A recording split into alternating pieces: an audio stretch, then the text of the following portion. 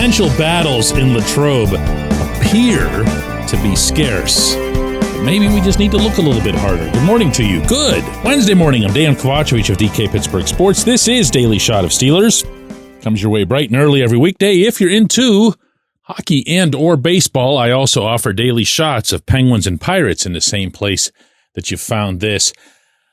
I've referenced multiple times slot corner as the only real, apparent, no-brainer battle that's lining up for training camp. I have within that expressed that this probably means that the Steelers are going to be better than a lot of people seem to think. If only because, teams that aren't going to be very good tend to have a lot of battles, like sometimes into the double digits. Here's the thing, though. If you look at pretty much every depth chart at every position on both sides of the ball, you can realistically, what's the right word for this? Concoct a battle. You want an example? How about running back?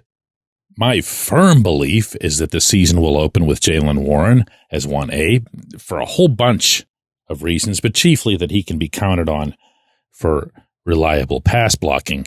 But if Caleb Johnson comes on strong, or even just erupts right out of the chute, you're not going to hold him back.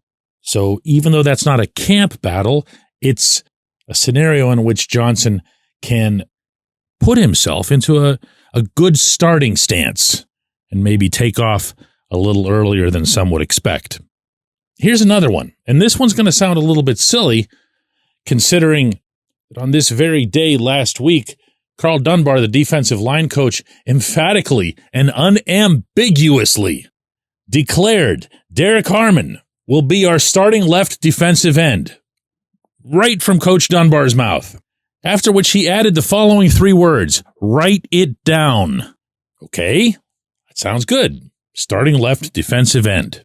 So since we know who the starting right defensive end is going to be, and we're reasonably sure that Keanu Benton is going to be the man in the middle, whether they refer to him as a nose tackle or not, well, there it is.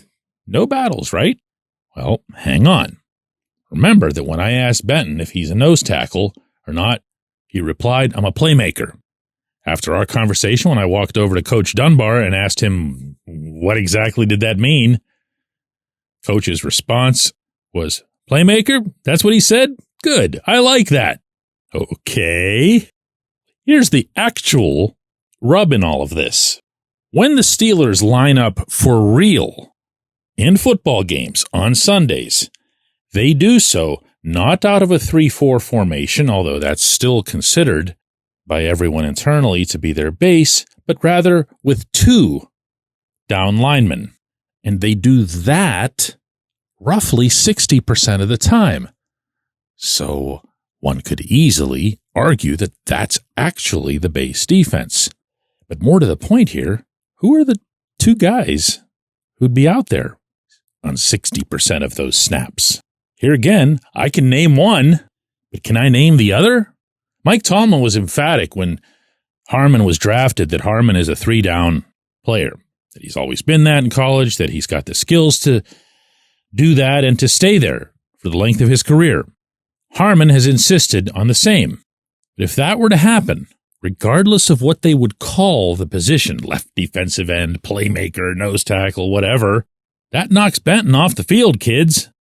And that, all by itself, if you put a big red circle around it, to me qualifies as a duel or a battle between two guys, or as Tomlin likes to say, two dogs and one bone.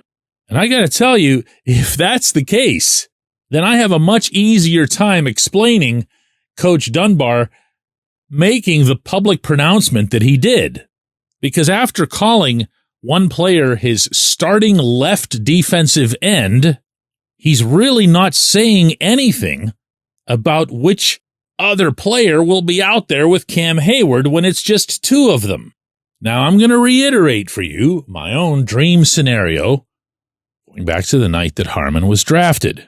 And that, fair or not, is that he ends up becoming the next Stephon Tuitt. Understood. That's a totally ridiculous bar to put over anyone, even a first rounder, even someone of Harmon's very clear college pedigree. But, everyone can dream a little bit, and that's just where I happen to think this would become some optimal thing.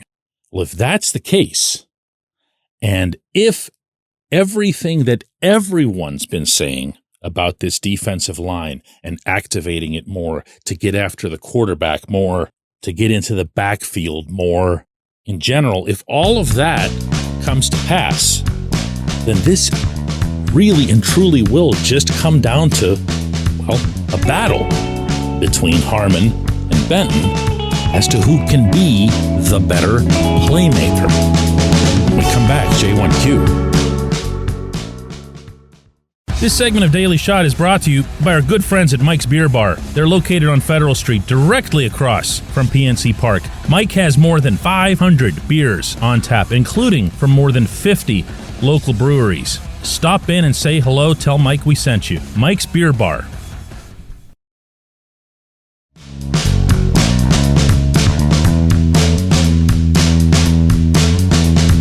One thing I hope I'm always able to keep clear in doing this daily show is that I don't think that I'm always right. In fact, the way I'll phrase or frame things is that I'm just sharing what I think. Doesn't mean that I'm right.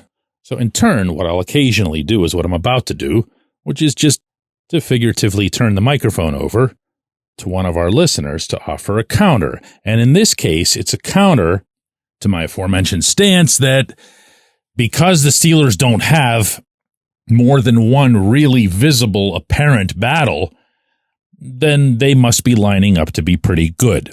The following came this way from Joe. What's missing? DK, wow, where do I start?